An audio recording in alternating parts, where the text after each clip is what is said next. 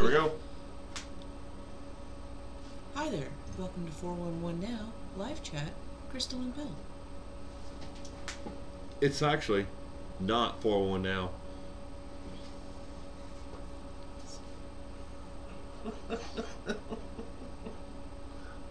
So,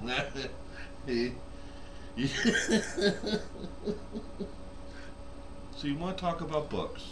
I always want to talk about books. I love books. I love printed material. I love digital material. Okay. Can you speak up and or maybe move the microphone in front of you? Thank you. I appreciate that. And that was one of the comments in the comment section of the last one. Was you talk really low toned, and you had the microphone over here away on your side, so you weren't coming through when you, especially when you turned, to this side. You were talking away from the microphones, and they couldn't hear you at all. So if you could speak up a little bit in this one, if at all possible, show everybody your lovely mug. The camera's right there. What does the mug say? I do what I want. You do what you want. And if that means you want to talk away from the microphone, you're gonna do that, aren't you?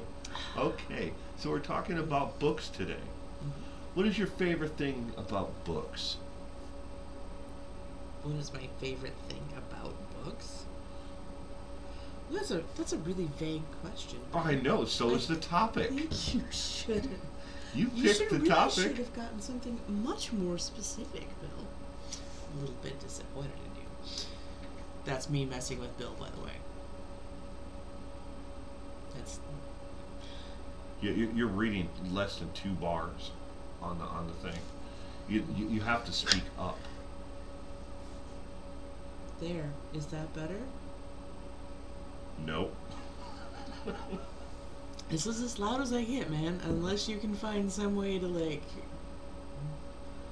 Honey, you talk louder than this to me every morning. Well, yeah. That's because you're slow. And you're getting in my way. And I need you to move, because I got shit I gotta do. Okay.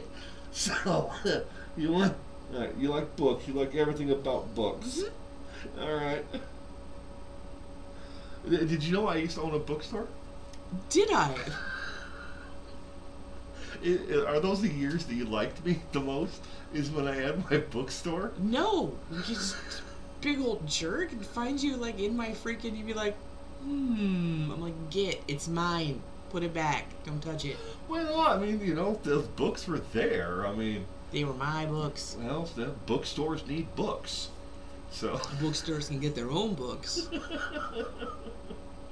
So what else should we talk about in books in particular?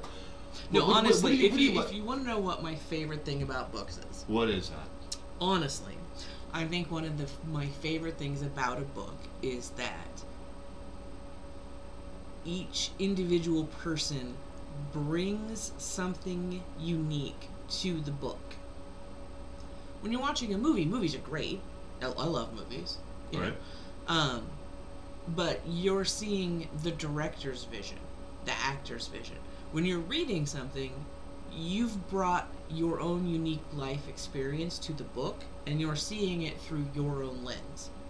You and I could read the same book, and we don't necessarily see the same characters the same way, or even the same scenes, even the same cities. We see these things based on our life experience, which makes it a little bit more personal, because we're bringing ourselves to the material. Yeah, that's never going to happen. We don't read the same kind of books. I read about serial killers and people who do, the nastiest things in the world. I've read a lot of Anne Rule. Well, yeah, it's Anne Rule. She's pretty good. And I like Anne Rule and Anne Rice. And Anne Rule and Anne Rice have two very different genres. No, I like Anne Rule and like Anne Rice. I mean, you read Rice. Is the reason why I bring both of them up. That they both are Annes. I actually don't. I have read Anne Rice's. Well, I found your books. I'm not saying that I sold them in my bookstore. I have read Anne Rice, but she's not one of the authors that I keep Bentley up Little. with. You read a lot of Bentley I Little. love Bentley I have Little. no idea where your books were. Bentley Little is an amazing author. I have no idea where they went though. Anybody who's getting into Bentley Little for the first time, I recommend the collection. It's a series of short stories through a wide variety of topics, and it gives a really good look at to the work he's capable of doing. And you read a lot of King. Mm-hmm. Straub, Preston and Child, which was new for me because I like to occasionally pick up an author that I'm not familiar with, just to kind of peruse what they have to offer. And I had picked up Still Life with Crows from a book sale, Friends of the Library book sale. And I gave that a read through, and it was not my typical genre, any of them. And it was a little verbose, honestly. It definitely was. But it was a really good read. It didn't go where you thought it was going to go.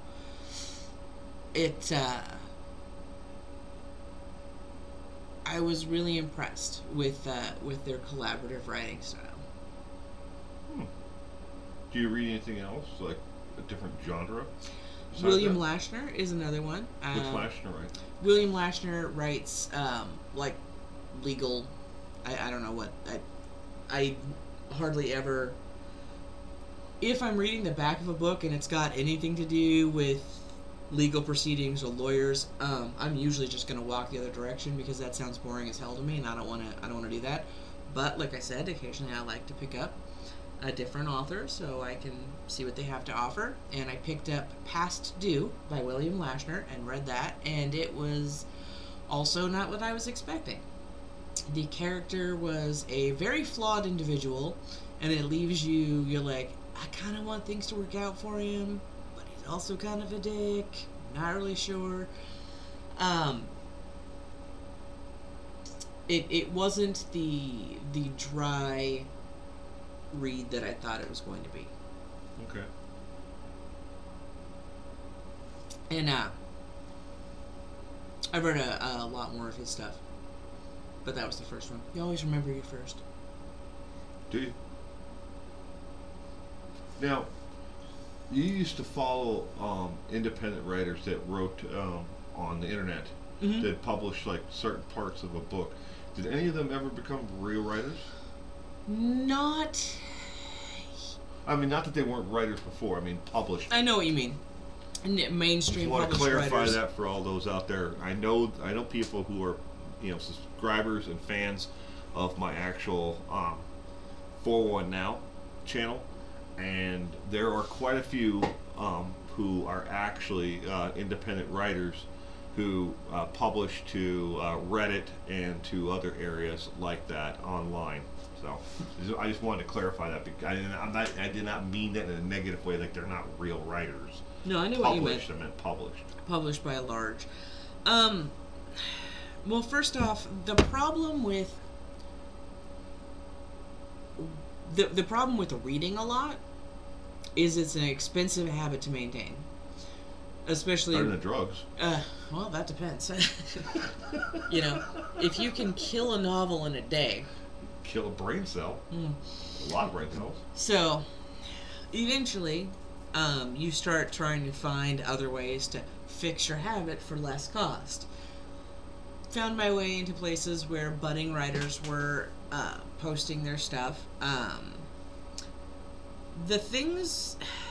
The big problem with stuff that you find for free is there's a lot of crap that you have to sift through to find the gems.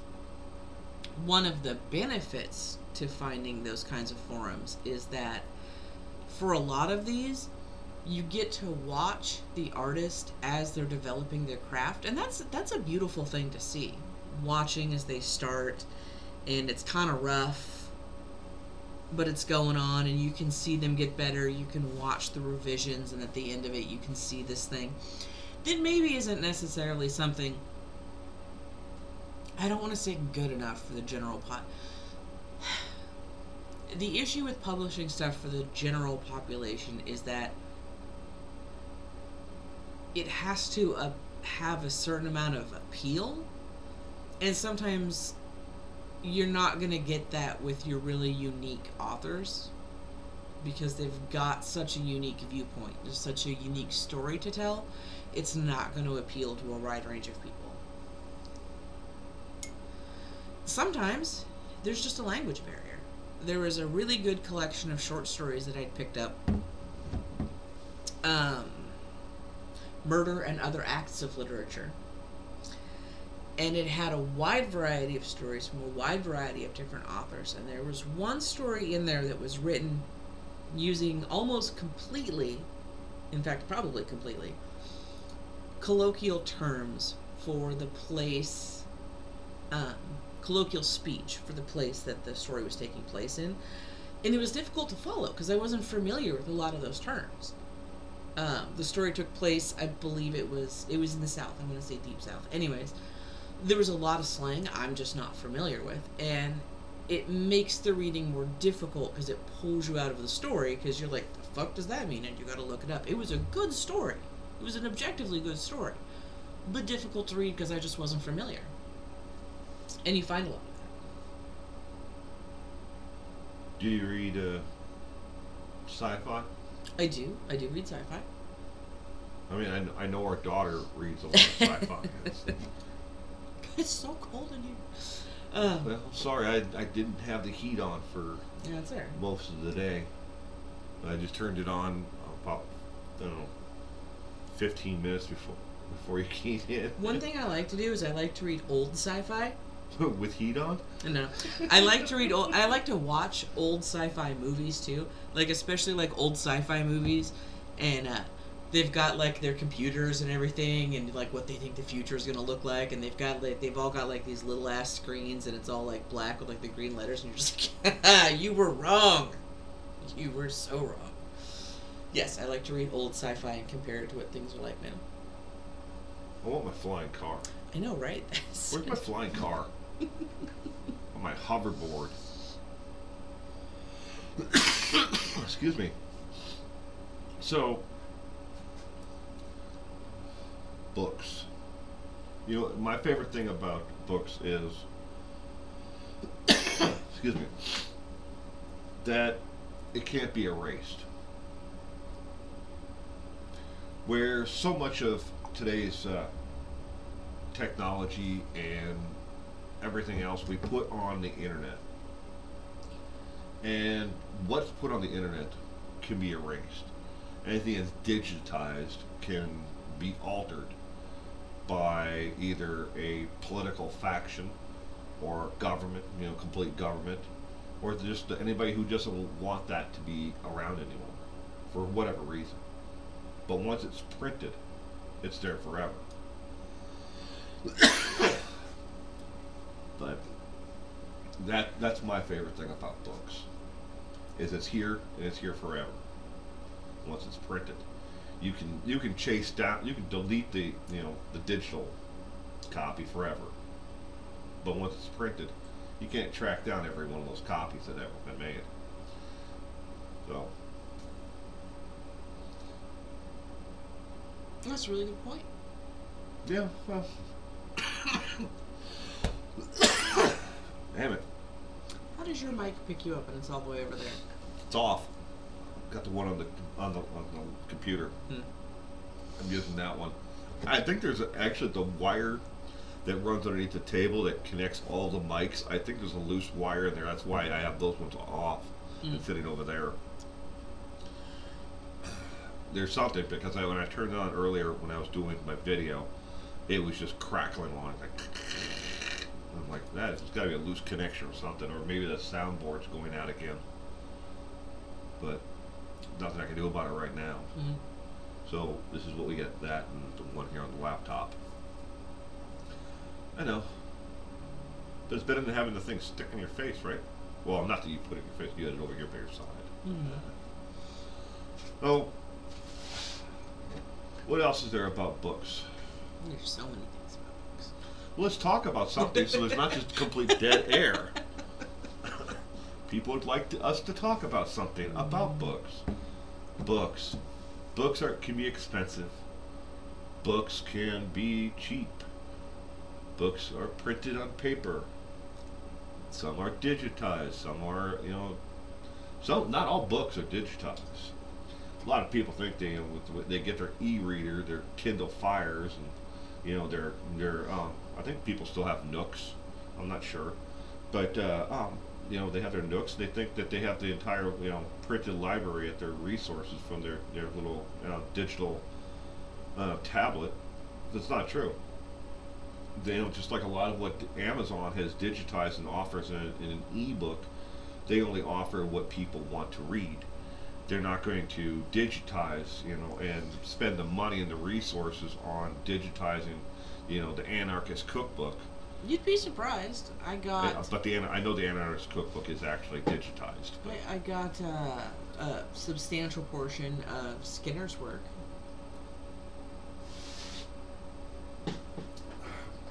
It wasn't until recently that Amazon actually started offering the Zodiac, Robert Graysmith's original uncut book.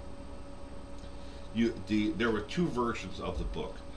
There was the hardcover copy, which was the complete unedited version that he actually put out when he was alive, before he passed away.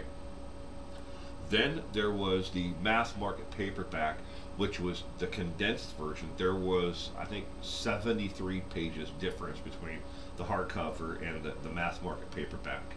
And then they did the movie, and then they had the movie tie-in, and when they did the movie tie-in, there was actually 10 less pages. So there were 83 or 86 pages difference between that mass market paperback and the original book.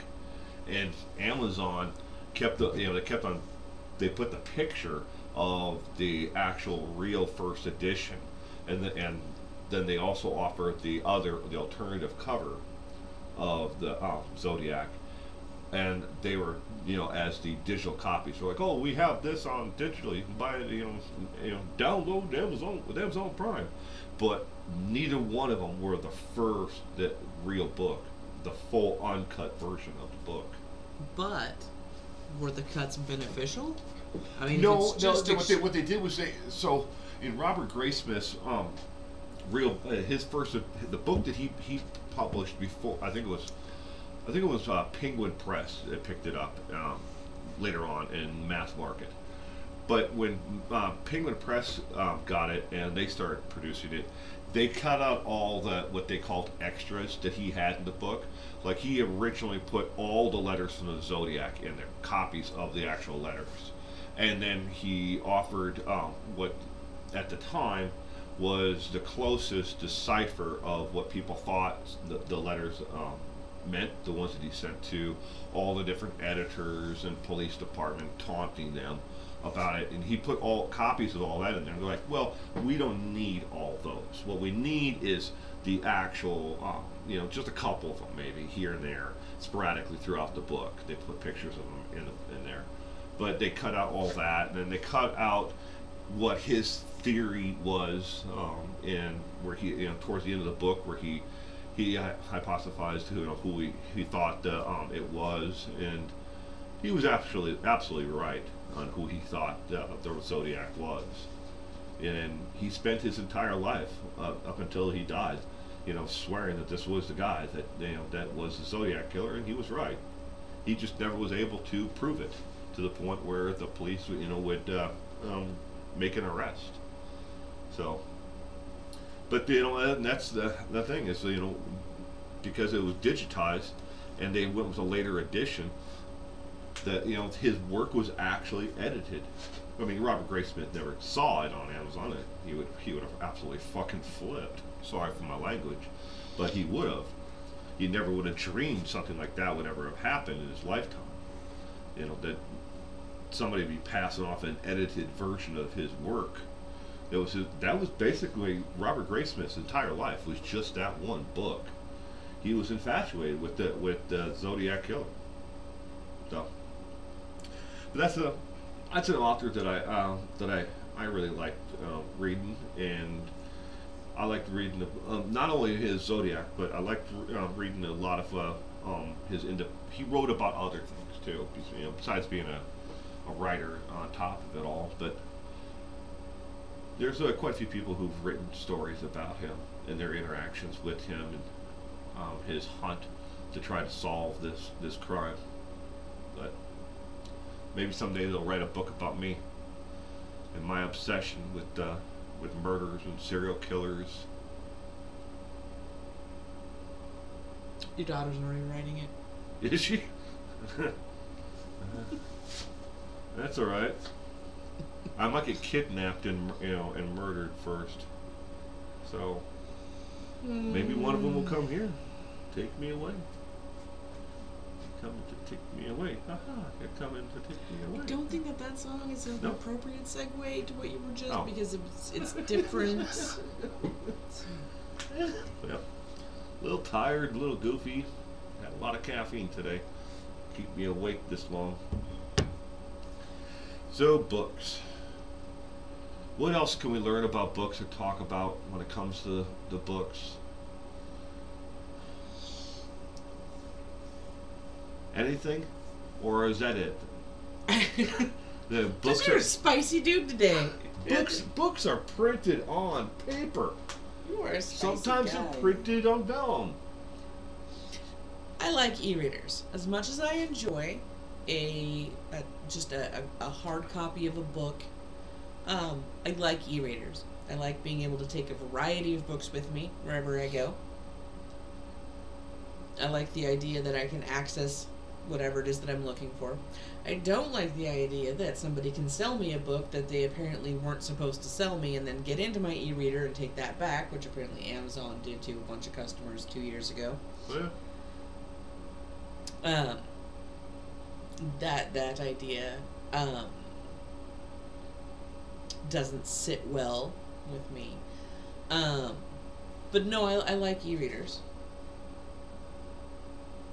It's what You're gonna make people dizzy watching this. What? No, they'll be fine. No. Yeah. Okay.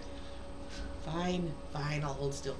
No, I like e-readers. I like them. I think the idea of having your reading material portable, I know it's not your whole library, but the idea that one day you could have your whole library with you, God, that's just fascinating, isn't it? Just in your pocket. I mean, I love a book. Just even a paperback, just opening it up and flipping. There's just something that's very appealing about flipping a page in a book. But I do also enjoy e-readers, and I like the idea of them. Okay. So what do you think the view of the world is on printed books? Oh, I think do you think they're looking at printed media the same way, or do you think that they look down at it? I think printed media, as far as immediately consumable media, is going by the wayside. And by that I mean like magazines and newspapers and stuff like that. People don't tend to hold on to those. Some people do. But people are more apt to hold on to a book than they are to a newspaper.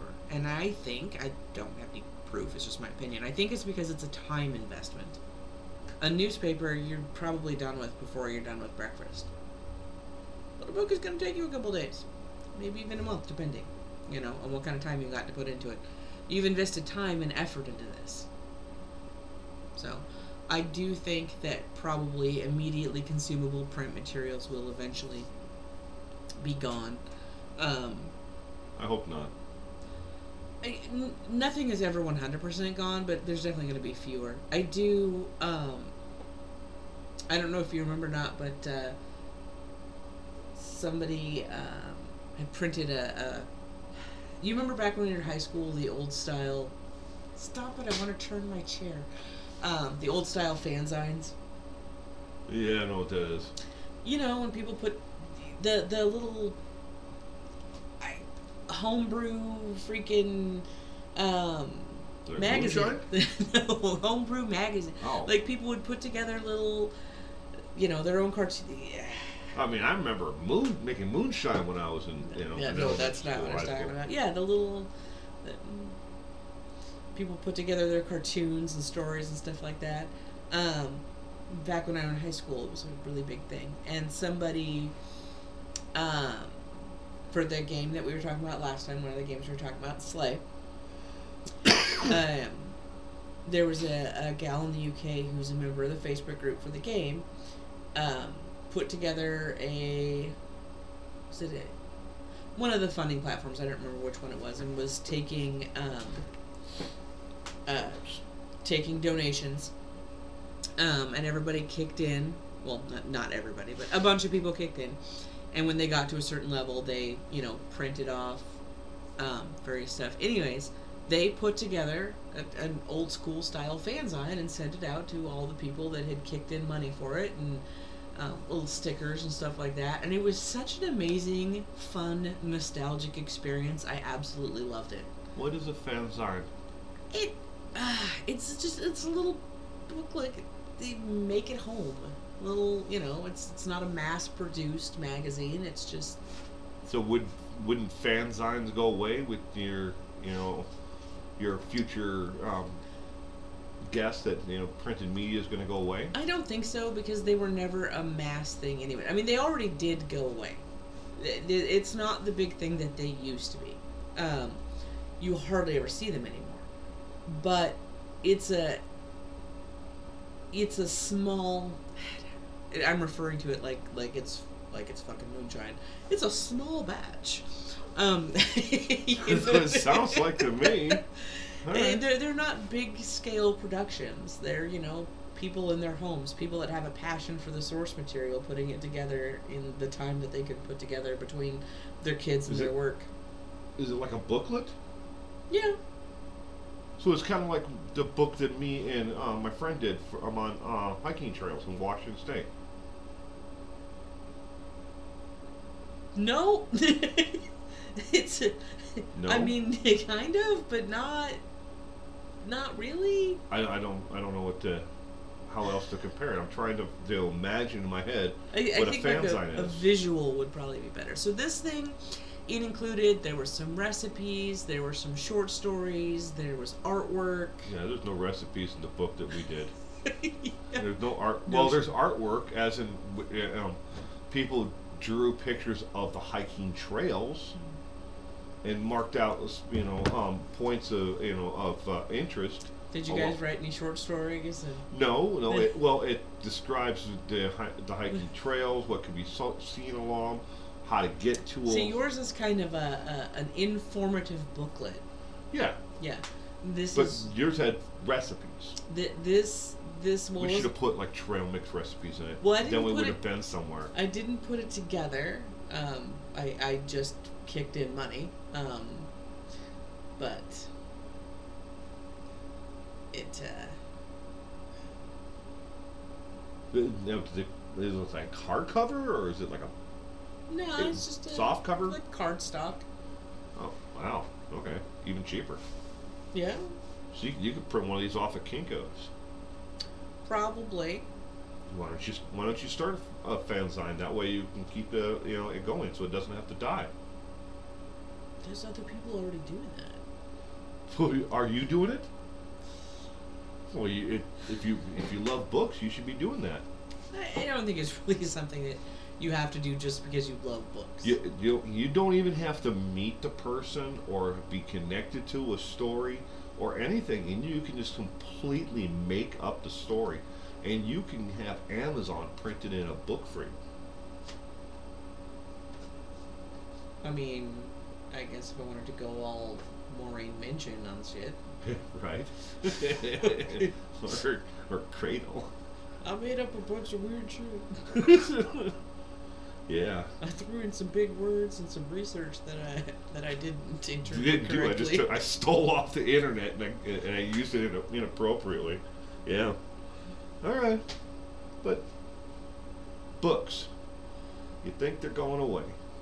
I think immediate consumable print materials are going to see a substantial decline. I don't think they're ever going to go away. And the point of me bringing up the little fanzine thing was the fact that there's always going to be something out there that's like that.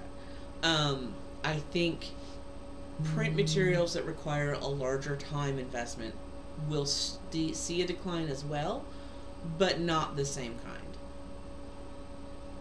And I could be wrong.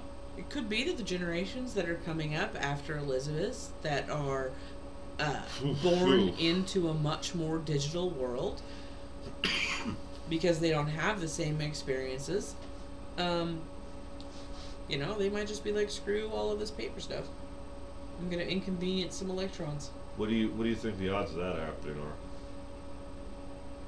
Let's just say our son's generation.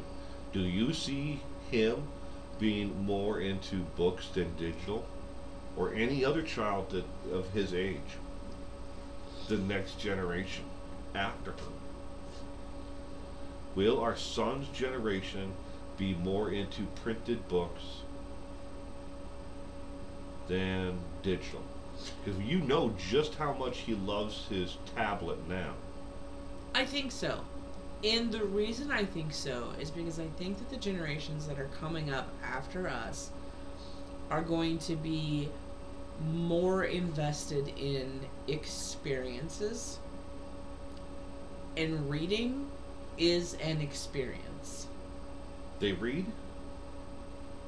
Yes, honey. Oh. I didn't know. I write instructions down for them, and they still don't follow them. Wow. All right, so they can read, but they can't do cursive. I mean, why do you have to? Because we had to do cursive. She should have to do cursive. He should have to learn cursive. Cursive is how we're done. There's my angry man voice. I'm just saying, I get behind Angry every old person man who's like, voice. why do I have to learn this? Why do you have Get to off learn my that? lawn. It does not actually, in my opinion, doesn't serve much purpose nowadays. I also had to freaking write my spelling words 50 times a piece. I can't spell my own name without spell check, so it's not like it did much good. Isn't that true? I actually put one too many L's in my name on my driver's license. My first driver's license, I put too many L's in it when I signed my name in cursive. Just keep going, you can't stop. Just L. Well, I started, I was just like, and then I got my license, and I can't remember where I went, and I went to, I think it was going to Blockbuster or something like that, you know, that store that no one exists, and the next generation is going to, you know, think it's really funny that we used to have to go someplace to get media like that. But, do you have a lot of younger viewers? It's a mix. So for those of you who are younger viewers, when it comes to videos, you might not believe this, but there was a point in time when you wanted to watch a video of your favorite artist, you had to wait till that shit showed up on TV and hope that you were watching when it showed up. You couldn't just go find it and watch it whenever. We remember the pain of sitting there with your your VHS tape. Yeah, see, your record button. Your mother, you know, was filthy rich. You guys had a VHS player. We had to go rent ours. When we rented the videotapes, we had to rent a VCR then. Yes. So, you know, you and your, you know, mommy warbucks. Remember when you went to go record a song onto a tape, and then you pulled it out and realized you forgot to put something into the tab spot, so you didn't actually record anything? Good times. Good times. I remember the good old days. Yeah. The good old days of cassette tapes. Yeah. Digital media is amazing. I mean, it is. Keep on talking. Talking about what? Now you're gone. Now I'm right here. Now I'm just staring at your audience like, let's talk about him while he's gone. Yeah. Oh shit. There's something for you. Oh, show the audience our digital storage capacity. What? Ooh, double-sided. Yeah. Double-sided, double density. This. Right? Ah. That was the cat's meow back then. Fuck yeah, it was. Yeah. Wow. Where did you even get these? I've had them. I never throw anything away. Yeah, I know. Surprise, surprise, huh? 500 kilobytes. Is that it? But no, this is our digital storage. Well, I mean, you were just a wee little lad. I mean, a little girl. Oh, back then. wee little lad. You were a wee little girl back then when those were being used. Back when I was a young Irish boy.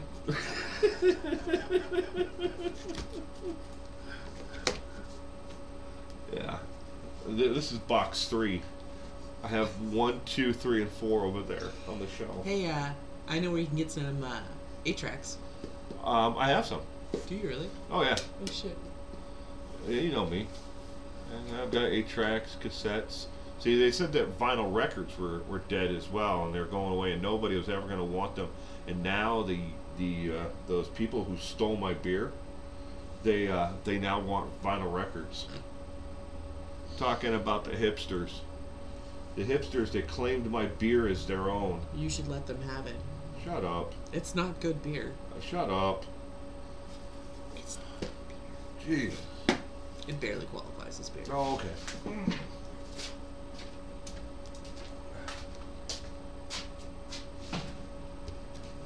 Yeah, in one of these boxes here, I've got a bunch of 8-tracks.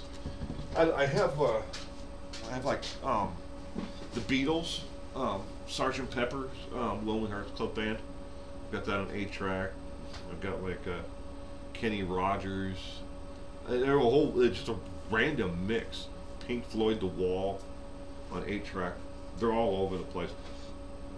I think when we were first started dating, I can't remember what his name was, but he was friends with our roommate Amy, and he worked construction, but he got laid off for a while, and he worked with me in that stupid business that I got stuck with.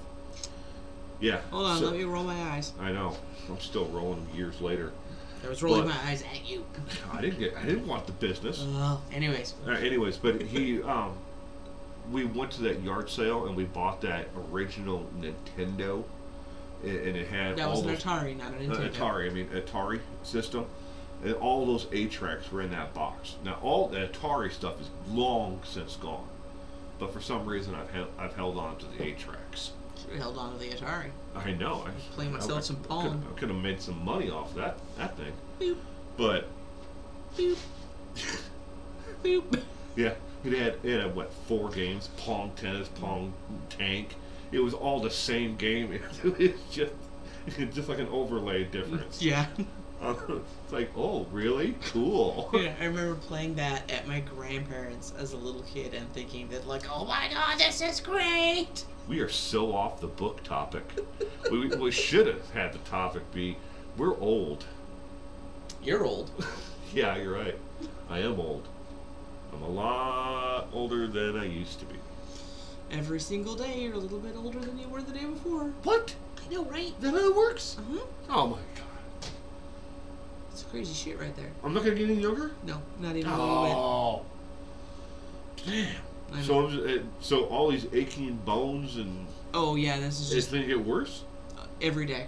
Oh, my back hurts just laughing. Yeah. Better go get my butt scoped. Actually, you should. Alright, with that's going to be the end of our podcast today. Thank you everyone for joining, for watching it. Don't forget to like, share, comment. Have fun. Subscribe. Oh yeah, subscribe too. I guess you're a subscriber. I hope you are.